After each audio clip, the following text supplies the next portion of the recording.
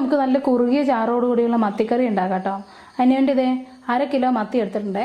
ഇനി അതിലേക്കൊരു തേങ്ങയുടെ അരപ്പ് റെഡിയാക്കണം. അതിന് വേണ്ടിയിട്ട് 1/4 മുറി തേങ്ങ, 2-3 തണ്ട് കറിവേപ്പില, 2 കാന്താരി, നീളമുള്ള ടൈപ്പ് എരിവുള്ള കാന്താരി അതുകൊണ്ട് 2 എണ്ണം എടുക്കുന്നുള്ളത്, 3 അല്ലി വെളുത്തുള്ളി, ചെറിയ 3-4 കഷ്ണം ഇഞ്ചി. നമുക്കിനി ഇതെല്ലാം മിക്സിയുടെ ജാറിലോട്ട് ഇട്ട് കൊടുക്കാവേ.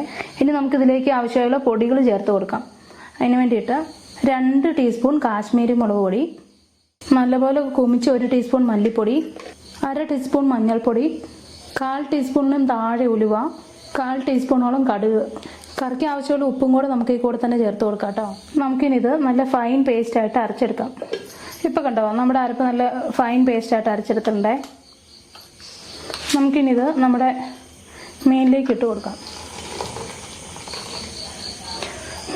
മിക്സിക്കകത്ത് കുറച്ച് വെള്ളവും കൂടെ ഇങ്ങോട്ട് ഒഴിച്ചിട്ടുണ്ട് കേട്ടോ. ഇനി നമുക്കിതിലേക്കൊരു 3 കുടംപുളി, നല്ല പുളിയുള്ള 3 കുടംപുളിയാണേ, ഇതും കൂടെ ചേർത്തിട്ട് നല്ലപോലെ ഒന്ന് ഇളക്കാം.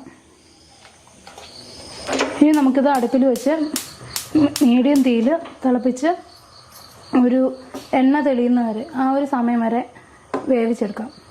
ഇനി ഇതിങ്ങനെ ചുറ്റിച്ച് കൊടുക്കുകയോ ചെയ്യാവുള്ളൂ കേട്ടോ, അല്ലാതെ എന്തെങ്കിലും കയ്യിലിറക്കി ഇട്ട് ഇളക്കി കഴിഞ്ഞാൽ എല്ലാം പൊടിഞ്ഞു പോകും. 1-2 തണ്ട് കറിവേപ്പിലയും കൂടെ ചേർത്ത് കൊടുക്കാം. അടച്ചു വെക്കാം, ഒരു 10 മിനിറ്റ് ഇരുന്ന് വേവട്ടെ. ഇപ്പോൾ ഏകദേശം 10 മിനിറ്റോളം ആയിരുന്നു തിളയ്ക്കുന്നത്. ഇതുപോലെ ചുറ്റിച്ച് കൊടുക്കണം കേട്ടോ. എണ്ണ തെളിഞ്ഞിട്ടില്ല, നമുക്കൊരു 5 മിനിറ്റും കൂടെ വെയിറ്റ് ചെയ്യാം. കറി ഇപ്പം തന്നെ അത്യാവശ്യം നല്ലപോലെ കുറുകി വന്നിട്ടുണ്ട്. കണ്ടോ, ഇപ്പോൾ അതേ എണ്ണയെല്ലാം സൈഡിൽ തെളിഞ്ഞു വന്നിട്ടുണ്ട്.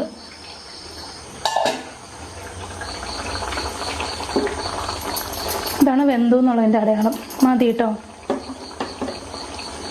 നമുക്കിത് അടുപ്പത്തുനിന്ന് മാറ്റാം. ഇനി താളിക്കാനുള്ള പാത്രം അടുപ്പത്ത് വെച്ച് ചൂടാക്കാവേ. അതിലേക്ക് കുറച്ച് വെളിച്ചെണ്ണ,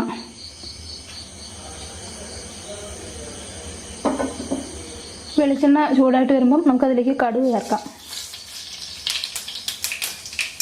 കടുക് പൊട്ടിക്കഴിയുമ്പോഴത്തേക്കും അതിലേക്ക് 1 നുള്ള് ഉലുവ. ഇനി ഇതിലേക്കൊരു 10 ഉള്ളി വട്ടത്തിലരിഞ്ഞ് ചേർക്കാവേ. ഇത്രയും ഉള്ളിയൊന്നും ഇല്ലെങ്കിലും കുഴപ്പമില്ല കേട്ടോ. പിന്നെ നല്ലപോലെ മൊരിഞ്ഞ ഉള്ളി ചേർക്കുമ്പോൾ നല്ല ടേസ്റ്റാണ്. നമുക്ക് മീഡിയം തീയിലിട്ടിട്ട് അതൊരു ഗോൾഡൻ ബ്രൗൺ കളറാക്കി എടുക്കണം.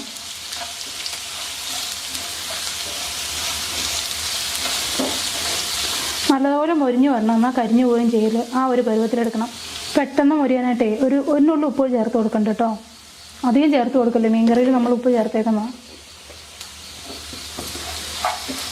തീ വല്ലാണ്ടങ്ങ് കുറച്ചിട്ട് വഴറ്റണമെന്നില്ല കേട്ടോ, ഇങ്ങനെ തന്നെ കൂട്ടിയിട്ടിട്ട് വഴറ്റിയാലും മതി. ഇപ്പോൾ നമ്മുടെ ഉള്ളിയെല്ലാം നല്ലപോലെ മൊരിഞ്ഞ് മൂത്ത് വന്നിട്ടുണ്ട് കേട്ടോ. നമുക്കിതിലേക്ക് 2 തണ്ട് കറിവേപ്പിലയും കൂടെ ചേർക്കാം.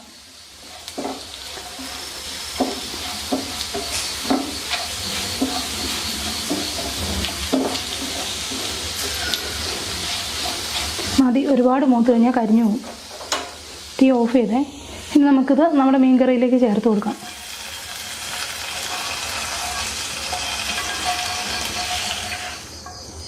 വളരെ പെട്ടെന്ന് റെഡിയാക്കാവുന്ന ഒരു നാടൻ മീൻകറി കേട്ടോ.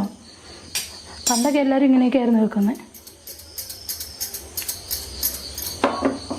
നല്ലപോലെ ചുറ്റിച്ച് കൊടുക്കാം. അങ്ങനെ നമ്മുടെ ചാളക്കറി അടിപൊളിയായിട്ട് റെഡിയായിട്ടുണ്ട്. നമ്മുടെ വായിൽ കപ്പലോടുന്ന നല്ല ടേസ്റ്റി ചാളക്കറി റെഡി ആയിട്ടുണ്ട് കേട്ടോ. ഈ രീതിക്കൊന്ന് ട്രൈ ചെയ്ത് നോക്കണേ. വേറൊരു റെസിപ്പിയായിട്ട് വീണ്ടും കാണാം.